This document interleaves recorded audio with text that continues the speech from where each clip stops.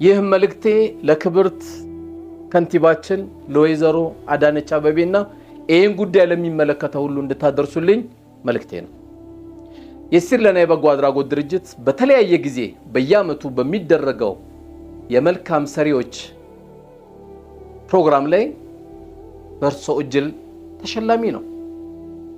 የሲር ለና የበጎ አድራጎት ድርጅት ሃይማኖት፣ ዘር ሳይለይ 6700 ቤተሰቦችን አቅፎ የሚገኝ ነው።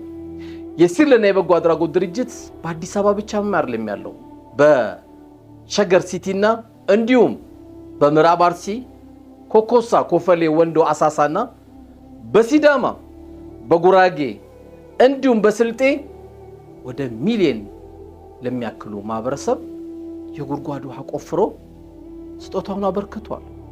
የሲር ለና የበጎ አድራጎት ድርጅት እስካሁን 3 አድራሻዎች ነው ሲወጣ ሲገባ እየቀያየረ ያለው።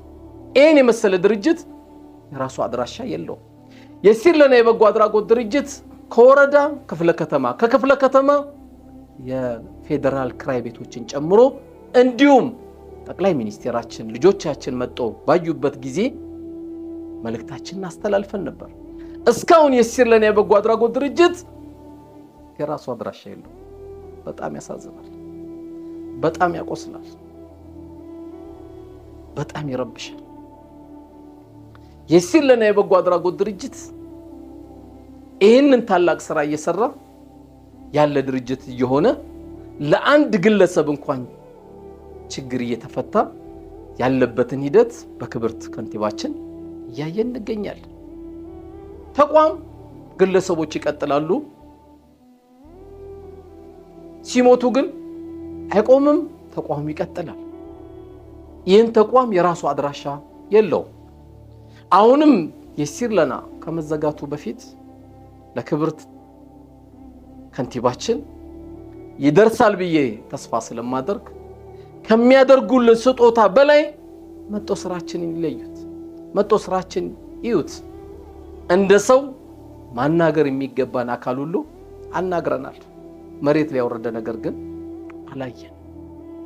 ትልቅ ተስፋ ትልቅ ሞራል እንዲሆነን ይሄን የመሰለ ትልቅ ቤተሰብ መበተን እንደ ታሪክም ከባድ ነውና ይሄን ቪዲዮ የምትከታተሉ የመንግስት አካላትም የተለያዩ ቤተሰቦች፣ ወንድሞች፣ እህቶች ለሚመለከተው ሁሉ አካል አድርሳችሁ ልጆቻችን፣ ተረጂዎቻችን፣ እናቶቻችን ቀና ብለው የሚገቡበት ቀና ብለው የሚወጡበት ቦታ እንድናገኝ የሁላችን ርብርብ ያስፈልገናል ብዬ መልእክቴን አስተላልፋለሁ። አመሰግናለሁ።